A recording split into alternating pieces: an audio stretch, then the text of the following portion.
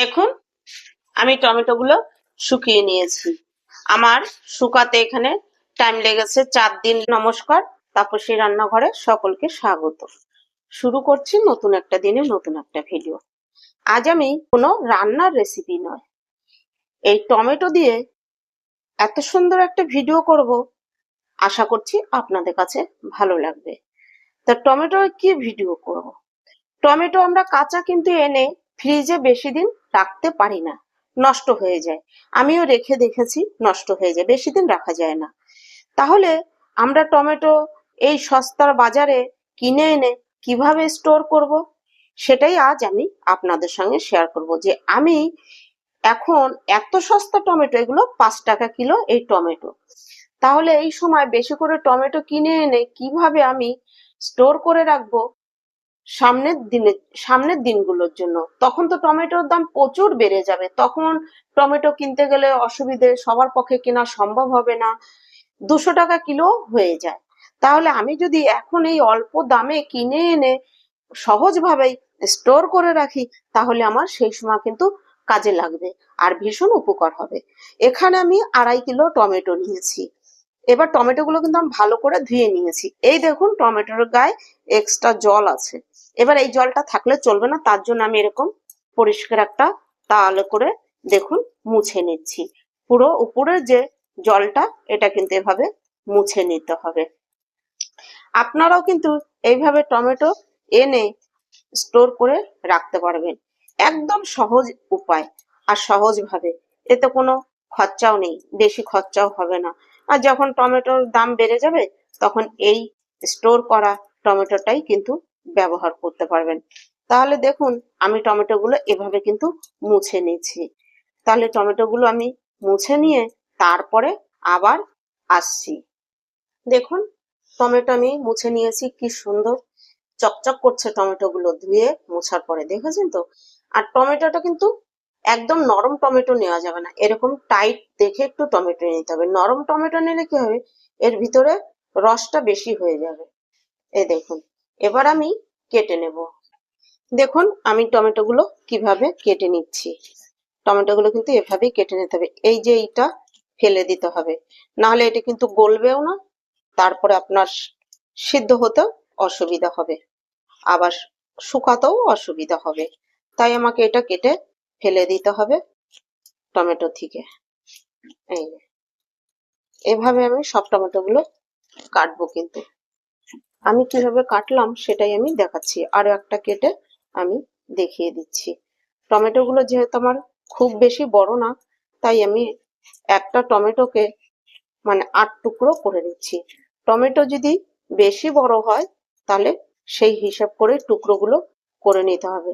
যত ছোট টুকরো করা হবে তত তাড়াতাড়ি কাজটা হয়ে যাবে। তাহলে আমি এইভাবে, এই যে এরকম ভাবে সব টমেটো গুলো কেটে নেব। টমেটো আমি কেটে নিয়েছি, কড়াই বসিয়ে দিয়েছি। এবার এই কড়াইয়ের মধ্যে দিয়ে দেবো টমেটো গুলো। তবে এর মধ্যে কিন্তু আমি কোনো জল দেব না, শুধু টমেটোটাই দিয়ে দিচ্ছি। দেখুন সব টমেটো দিয়ে দিয়েছি। এবার আঁচ হাই করে এবার টমেটোটা আমি গলতে দেব। টমেটোটা হাফ গলে গিয়েছে। এবার এর মধ্যে আমি একটা বিটরুট কেটে রেখেছি, এটা দিয়ে দিচ্ছি। এটা দিচ্ছি শুধু কালারের জন্য। এই বিট দিলে কালারটা বেশ ভালো হবে, তাই। এবার দিয়ে এর থেকে যে এক্সট্রা জল বেরিয়েছে, এই জলটা কিন্তু আমাকে পুরো শুকিয়ে নিতে হবে। এবার আমি এটার মধ্যে দিয়ে দেব ভিনিগার। এই ঢাকনাটার 2 ঢাকনা ভিনিগার আমি দিয়ে দিচ্ছি। 2.5 কিলো টমেটোতে আমি 2 ঢাকনা ভিনিগার দিয়েছি, এর থেকে বেশি দরকার নেই। এবার ভিনিগার দিয়ে আমি ভালো করে আবার মিশিয়ে নিচ্ছি। দেখুন 1 কড়াই টমেটো, 2.5 কিলো টমেটো জাল দিতে দিতে ঠিক এই পর্যায়ে এসছে। আমি তো টমেটো কেটে জাল দিয়ে নিচ্ছি বা সিদ্ধ করে নিচ্ছি। আপনারা চাইলে টমেটো কেটে টমেটোর ভিতরে দানাটা ফেলে সরু সরু করে কেটে একটু ভিনিগার দিয়ে মাখিয়ে তারপরে বেশ কিছুদিন ধরে রোদে ভালো করে শুকিয়ে তারপরে কিন্তু সেটা ডাস্ট করে আপনি স্টোর করতে পারবেন। আমি যাতে অল্প সময় লাগে তার জন্য কিন্তু আমি এভাবে কড়াইতে জাল দিয়ে এই রসটাকে শুকিয়ে নিলাম। এতে সময়টা আমার কম লাগবে, তাছাড়া আর কিছুই না। আর এমনি কেটে কাঁচা অবস্থায় শুকাতে গেলে একটু টাইম বেশি লাগবে, তার জন্য আমি এইরকম ভাবে করছি। এবার দেখুন ঠিক এরকম ভাবে আমি করে নিয়েছি। তো আর একটু রসটা টানিয়ে নিলে হবে, নাহলে এখন নামিয়ে নিলে শুকাতে আমার এখানেও কিন্তু আরো বেশি টাইম লেগে যাবে। দেখুন আমি ঠিক এরকম ভাবে টমেটোটা জাল দিয়ে এই পরিমাণ ভাবে জলটা আমি শুকিয়ে নিয়েছি। এবার আমি এটা নামিয়ে নেব। আমি এখানে নিয়ে নিয়েছি একটা কুলো, তবে এই কুলোটার মধ্যে আমি তেল লাগিয়ে নিয়েছি, সাদা তেল। আপনারা চাইলে থালার মধ্যেও করতে পারেন, তবে আমার কাছে কুলো আছে, আমি কুলোতেই করছি। কুলোতে করলে আমার বেশি সুবিধা হবে, থালার থেকেও তাড়াতাড়ি কুলোতে শুকিয়ে যাবে, তাই আমি কুলোর মধ্যেই দিয়ে নিচ্ছি। এবার আমি ভালো করে এই কুলোর মধ্যে ছড়িয়ে দেব, একদম পাতলা করে। আর দেখুন কুলোতে দেওয়াতে আমার একটা কুলোর মধ্যেই হয়ে যাবে, আর নাহলে কিন্তু আমার দুটো তিনটে থালা লাগতো। আর থালার মধ্যে দিলে কিন্তু একটু শুকাতে টাইম লাগবে। আর যাদের কাছে কুলো নেই তারা থালাতেও করতে পারেন। তাহলে এইভাবে আমি ছড়িয়ে দিয়ে এবার এটা যতক্ষণ না শুকাচ্ছে ততক্ষণ পর্যন্ত শুকিয়ে নেব। এই টমেটোর পেস্টটা আমি শুকিয়ে নিয়ে তারপরে আবার আসছি আপনাদের কাছে। দেখুন আমি টমেটোগুলো শুকিয়ে নিয়েছি। আমার শুকাতে এখানে টাইম লেগেছে 4 দিন লেগেছে। তার কারণ মাঝখানে একদিন রোদের জোর ছিল না, ভালো ছিল না, একটু বৃষ্টি হচ্ছিল, তাই তা বৃষ্টি হলো অসুবিধা হয়নি, ঘরে এনে পাখার নিচে রেখেছিলাম, তাতে টমেটো কিন্তু নষ্ট হয়নি, যেহেতু জাল দেওয়া ছিল, মানে সিদ্ধ করে নেওয়া ছিল তার জন্য। আর দেখুন আমি কিরকম শুকিয়ে নিয়েছি, 4 দিনে একদম মুচমুচে করে শুকিয়ে দিয়েছে।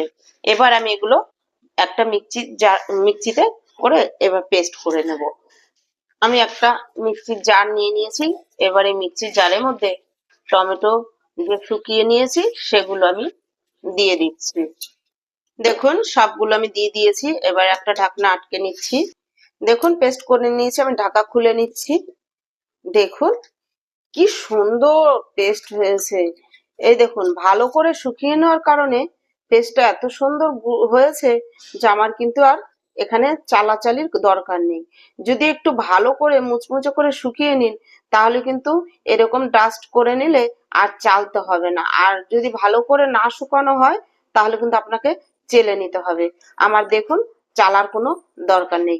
তাহলে এভাবে যদি আমরা টমেটো এনে একটু শুকিয়ে নিয়ে এরকম একটু সিদ্ধ করে নিয়ে তারপর শুকিয়ে এরকম ডাস্ট করে এয়ারটাইট কন্টেনারের মধ্যে স্টোর করে রেখে দিই সারা বছরের জন্য কি 6 মাসের জন্য, তাহলে আমরা কিন্তু যখন খুশি তখনই রান্নায় ব্যবহার করতে পারবো। তাহলে আমার এই ভিডিওটা আশা করছি আপনাদের কাছে কিন্তু ভালো লাগবে বা আপনাদের উপকারে আসবে। এবার আমি এটা একটা পাত্রে নিয়ে তারপর দেখাচ্ছি। দেখুন আমি একটা থালার মধ্যে ঢেলে নিয়েছি। দেখুন এরকম একদম স্মুথ ডাস্ট কিন্তু হয়েছে, দেখেছেন কি সুন্দর, একদম স্মুথ, একদম মিহি একটা ডাস্ট হয়েছে। এবার আমি এরকম একটা কোটো নিয়ে নিয়েছি। এবার এটার মধ্যে আমি তুলে নিচ্ছি। আমি এই কোটোটার মধ্যে রেখে দেব। এই কোটোটা এয়ারটাইট কোটো আছে, এটার মধ্যে রেখে দিলে আমার কিন্তু যখন প্রয়োজন হবে তখন আমি ব্যবহার করতে পারবো। এভাবে আমি রেখে দেবো, এখন আমি ব্যবহার করব না। এখন মার্কেটে টমেটোর দাম অনেক কম, এখন টাটকা এনে সেটাই ব্যবহার করব। এটা আমি রেখে দেবো, তবে এটা রাখার জন্য কিন্তু আপনাদের ফ্রিজেরও কোনো দরকার নেই, রুম টেম্পারেচারেই এটা রেখে দিতে পারবেন। যেহেতু এটা সিদ্ধ করে নিয়ে ভালো করে শুকিয়ে তারপরে করা, এতে কোনো ফ্রিজ লাগবে না, রুম টেম্পারেচারেই ভালোভাবেই আপনারা রেখে দিতে পারবেন।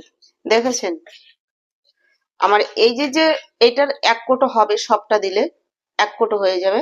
এই 1 কোটো আমি কম করে 4 মাস ব্যবহার করতে পারবো।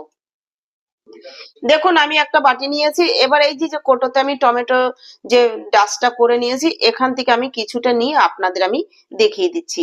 এটা একটু জল দিয়ে গুলিয়ে, যে গোলানোর পরে এটা দেখতে কিরকম হবে।